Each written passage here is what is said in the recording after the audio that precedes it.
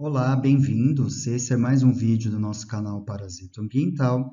E hoje eu separei um assunto interessante para a gente conversar um pouquinho sobre por que Giardia duodenalis, Toxoplasma gondii e diferentes espécies de Cryptosporídeo têm tanto sucesso pela via hídrica, por veiculação hídrica. Então, eu vou fazer um update um pouquinho de cada um dos protozoários e das parasitoses e depois a gente discute as razões desse sucesso. Bom, iniciando então por espécies de giardia e a sua relevância em saúde pública, nós sabemos que há somente duas formas evolutivas envolvidas no ciclo biológico do protozoário, os cistos, que são as formas de resistência ambiental e também as formas infectantes, e os trofozoídeos, a forma vegetativa, que se alimenta e se reproduz dentro do hospedeiro. Bom, sabemos que a giardiose é a protozoose mais comum em seres humanos e, todo ano, 280 milhões de novos casos são reportados. E, de acordo com esse artigo de revisão, podemos entender, então, que a giardiose é endêmica em todo o Brasil, porém, há alguns estados marcados aqui em roxo, onde a prevalência supera os 30% de infecção pelo protozoário. E quando a gente pensa na doença, na patogenia, a melhor forma de entender essa patogenia por giardia é pensar que ela é realmente multifatorial. Então, são vários fatores envolvidos, como a apoptose dos enterócitos intestinais, protozoário também liberando algumas substâncias que são citopáticas. Tudo isso, então, vai provocar uma injúria no epitélio intestinal e também um encurtamento das microvilosidades. Também há estudos que mostram, em grandes grupos no mundo inteiro, que acreditam que a patogenia estaria associada com uma resposta do tipo inflamatória e, portanto, então, uma resposta alérgica mediada por mastócitos e também por liberação de histamina. Tudo isso em conjunto, então, faz com que haja uma má absorção de nutrientes, liberação de eletrólitos, perda de água, que leva à diarreia. Hoje em dia tem sido discutido muito a capacidade do protozoário e da doença em si cronificar. Então, a giardiose crônica, onde muitas vezes nestes indivíduos que têm essa giardiose crônica o tratamento não surte efeito e ainda com desdobramentos de síndrome do intestino irritável, alguns meses pós-infecção, associados também a uma fadiga crônica e algumas alergias e intolerâncias alimentares. Sabemos, então, que são 8 espécies válidas de giardia, sendo que, então, temos algumas que são específicas de roedores, Giardia muris, microte, de anfíbios, a Giardia agilis, de alguns pássaros, psitacídeos, Giardia psittaciardi, também recentemente descrita Giardia crisetidarum e também Giardia perameles, sendo que a Giardia duodenalis é a única com potencial de infectar humanos. E sabemos também que dentro de Giardia duodenalis nós temos uma subdivisão em grupos genéticos ou também genótipos e assembleias, um termo que é muito usado, as assembleias, que vai de A até H, onde, para o ser humano, as infecções por Giardia duodenalis mais comumente reportadas são, então, oriundas dos grupos genéticos A e B, e de C até H exibiria, então, uma maior especificidade por determinados hospedeiros, como vocês podem, então, ver aqui nas figurinhas de cada um deles. Entretanto, mesmo esses grupos de C a H sendo mais específicos, tendo maior predileção então de infectar alguns animais, nós temos alguns relatos destas assembleias em humanos, tá? Por exemplo, a assembleia C, 8 casos em humanos, a D 6, a E 59 e a F, que teria uma maior especificidade por felinos, por gatos, 7 casos reportados em humanos. Então, falando um pouquinho da relevância de diferentes espécies de criptosporídeo em saúde pública, sabemos que a criptosporidiose ela é uma doença cosmopolita, ocorre então no mundo inteiro. Ela pode infectar tanto indivíduos que tem o sistema imunológico rígido, saudável, os imunocompetentes, como também diferentes grupos de indivíduos imunocomprometidos, onde, nestes grupos, a doença pode adquirir, então, caráter oportunista e culminar com o óbito. Outros aspectos interessantes a pensar acerca do protozoário é que ele é considerado o segundo agente etiológico causador de diarreia em crianças de 0 a 5 anos, ficando somente atrás do rotavírus. Como vocês sabem, ainda não temos uma vacina, os fármacos são extremamente limitados, não há, na verdade, um fármaco que promova a cura parasitológica e o único fármaco que é aprovado pelo FDA dos Estados Unidos seria a nitazoxanida, para crianças somente. Embora, então, não promova a cura parasitológica e haja apenas uma diminuição dos episódios diarreicos. E este fármaco não surte efeito em indivíduos imunocomprometidos, como, por exemplo, HIV positivo. Estes oocistos, assim como os cistos de Giardia, os oocistos de Cryptosporídeo, já são eliminados infectantes e, atualmente, em revisões recentes, são consideradas como válidas 44 espécies, sendo que 20 já foram reportadas em humanos, tá certo? E dentre estas, Cryptosporídeo parvum e Cryptosporídeo hominis são responsáveis por mais de 90% dos casos em humanos e, de modo emergente, Cryptosporídeo meleagrides, de aves. Tá? Anteriormente, então, o protozoário ele sempre foi considerado diferentão dentro do filo Apicomplexa, na classe Coccidia, os protozoários, então, portanto, que produzem oocistos, visto que, apesar dele ser um protozoário intracelular, ele estaria em ambiente extracitoplasmático aqui, né? Nas microvilosidades, todos os estádios evolutivos se desenvolvendo desde a invasão, então, pelos esporozoítos, em um vacúolo parasitóforo. E depois, também não faz muito tempo, foi oficialmente confirmado que, na verdade, agora o Cryptosporídeo é uma gregarina, então, mudando de classe, de subclasse, entre outros aspectos relevantes pela sua capacidade de se reproduzir em meio celular, especialmente biofilmes. Ok? Nós temos, então, o Toxoplasma gondii, uma parasitose de grande importância em saúde pública, onde nós temos aqui 3 estádios evolutivos que são infectantes para humanos e animais. O Toxoplasma gondii é um protozoário parasito em caráter zoonótico, onde, então, somente os animais homeotérmicos, aves e mamíferos se infectam com o protozoário. Os oocistos, nós sabemos que são responsáveis por contaminar água, alimento e os solos, e eles somente são produzidos nos enterócitos dos membros da família Felidae, que no caso seriam aqui os hospedeiros definitivos do protozoário. Nós temos a forma de cisto, que está em tecidos e pode ser adquirida pelo consumo propriamente de carnes cruas ou mal cozidas. Então, entre várias outras razões, pessoal, nós temos aqui diferentes modos, possibilidades de contato com o protozoário, que justifica também ser uma parasitose amplamente disseminada no mundo inteiro, onde 1/3 da população mundial tem sorologia positiva para o protozoário, né? E aqui cada uma dessas formas evolutivas, então, associadas a um tipo de transmissão.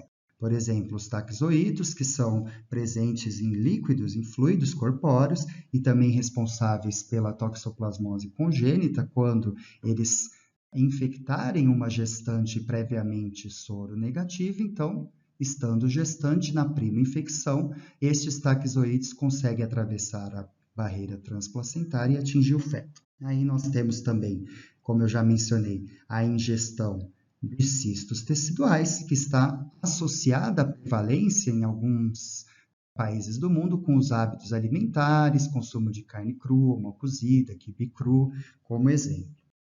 De modo emergente, a relevância dos oocistos de Toxoplasma gondii para a transmissão hídrica, onde alguns surtos foram reportados, um número bem menor de surtos quando comparado aos surtos provocados por Cryptosporidium e Giardia, Porém, no Brasil, esses surtos pela veiculação hídrica são crescentes, ok? Inclusive, os 2 maiores surtos ocorreram no Brasil. O primeiro deles em Santa Maria, no Rio Grande do Sul, e o segundo em Santa Isabel do Ivaí, aqui no Paraná.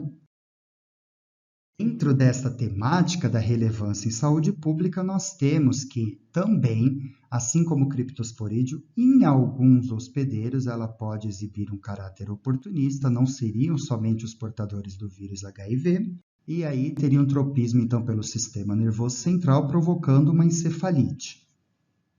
Também, em alguns hospedeiros, o protozoário pode ter um tropismo pelos olhos, e provocar também córeo-retinite, um quadro bem grave que pode levar à perda leve ou moderada da acuidade visual ou até mesmo à cegueira. E, obviamente, que o protozoário também, então, além de ter uma importância em saúde humana, econômica, tem uma grande importância na medicina veterinária. E um fato interessante de uma atualização que eu queria falar para vocês é que somente, então, como acho que todos sabem, os membros da família Felidae, então, produzem oocistos, os gatos, e estes oocistos seriam, então, eliminados pelas fezes. Mas o porquê disso, até recentemente, não se sabia. Por que somente nos enterócitos, no epitélio intestinal dos felídeos, esses oocistos são produzidos? Esse artigo aqui eu recomendo que vocês busquem e estudem.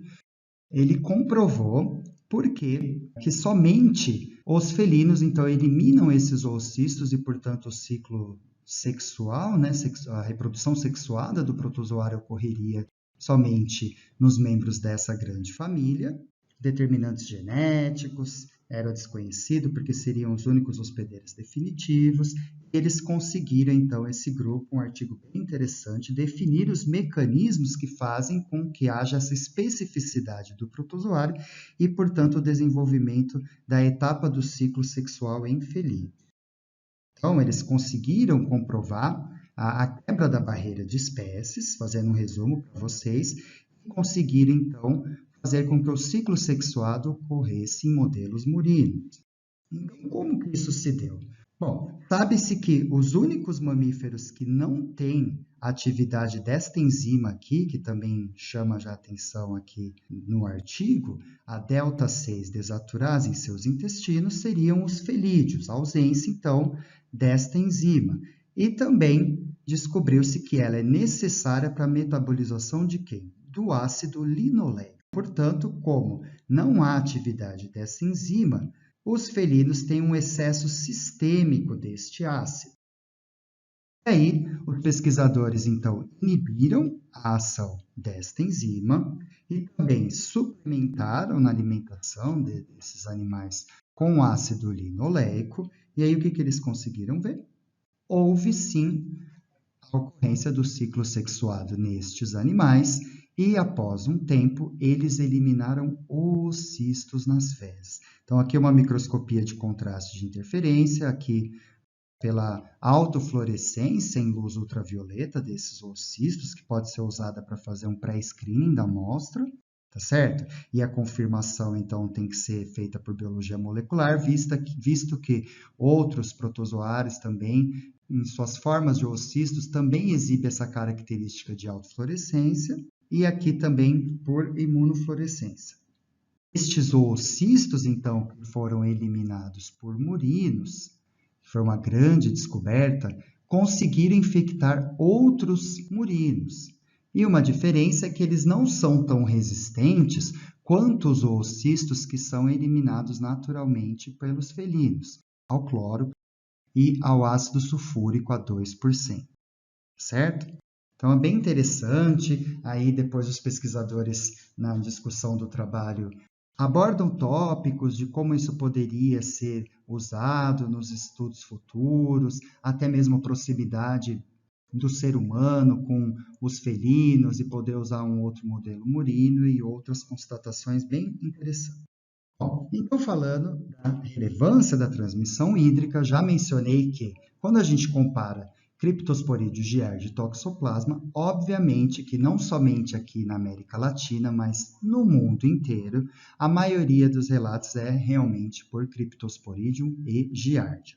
tá? Em amostras de água, aqui não relacionado com surtos. Então, aqui na América Latina, eu separei esse artigo, também recomendo a leitura do grupo do Rosado Garcia e do Caranis, que é um grande pesquisador destes protozoários e dentro da parasitologia ambiental, e realmente percebe-se que o Brasil lidera os relatos na América do Sul do isolamento de criptosporia de água em amostras de água. Também eu separei para vocês, então, alguns estudos aqui no nosso país que mostram diferentes matrizes hídricas onde esses protozoários já foram isolados. Então, por exemplo, em águas superficiais, que vão ser usadas para serem captadas por estações de tratamento de água, Campinas, São Paulo, aqui mesmo no Paraná, o grupo da Universidade Estadual de Londrina. Também o isolamento desses protozoários em águas de rios no Nordeste. Também temos a detecção de Giardia criptosporídeo em água tratada, já houve esse relato então, também em água mineral destinada ao consumo humano e em águas de nascentes, de fontes de algumas cidades turísticas aqui do nosso país. Também em matrizes de água salgada ou salobra, então, portanto, água do mar ou água de estuário, tá certo? Onde esses relatos já foram feitos no Brasil. E também se estão presentes no rio que corre para o mar, nos mares e nos estuários, sendo bioacumulados por moluscos bivalves. Porém, a epidemiologia ambiental e molecular, na maioria dos estudos que são feitos no Brasil, ela ainda é incipiente, ela é concentrada especialmente nos estados de São Paulo, Santa Catarina e Rio de Janeiro, e na maioria dos estados esses dados ainda não estão disponíveis. E em água recreacional tratada, não tinha nenhum relato no Brasil. Quando a gente fala de água recreacional tratada, a gente pode entender piscinas, por exemplo, que é um problema emergente para criptosporídeo, especialmente nos Estados Unidos e em outras nações. Aí eu separei um pouquinho para mostrar para vocês essa epidemiologia ambiental em piscinas.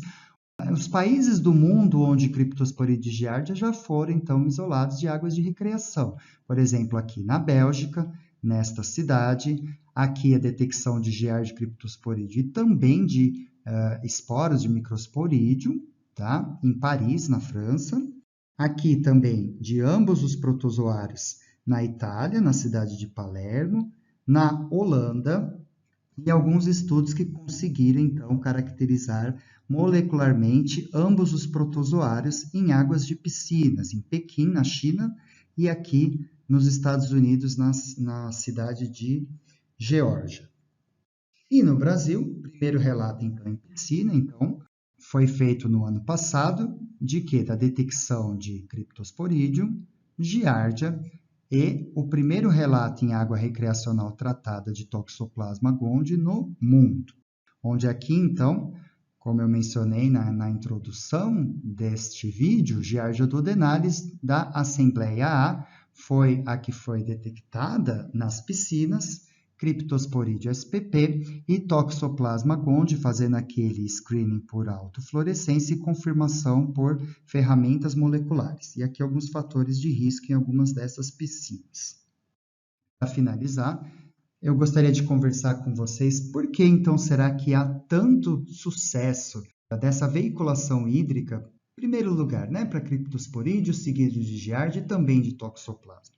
A principal razão seria que estes cistos de Giardia e os cistos de Toxoplasma e Cryptosporidium, eles são resistentes aos desinfetantes que são comumente empregados em estações de tratamento de água e também a desinfecção química, por exemplo, em piscinas. Seria, então, o cloro e seus derivados. Há um crescente número de surtos associados a piscinas, como eu já mencionei, esse trabalho faz aqui um paralelo do Garpur e seus colaboradores nos Estados Unidos, onde, em primeiro lugar, atualmente, o contato com água recreacional de piscina está em primeiro lugar, então, para o número de casos, entre todos os surtos. Se você pensar contato interpessoal, a via alimentar, contato com animal, piscina, então, hoje em dia, atualmente, é o líder, tá? Além dessa resistência ambiental aos desinfetantes, eles sobrevivem por semanas ou meses no ambiente, aí vai depender do ambiente. Então, já que a gente está falando de veiculação hídrica de modo geral, por exemplo, os cistos de giardia podem ficar viáveis por 2 meses em água superficial, água doce, criptosporídeo de alguns meses até mesmo 1 ano em água do mar. E outro ponto que favorece esse sucesso da veiculação hídrica para os 3 protozoários é que todos têm uma baixa dose infectante. Uma média de 10 cistos ou oocistos. Já é suficiente, então, a ingestão desta pequena quantidade de cistos e oocistos para iniciar a infecção.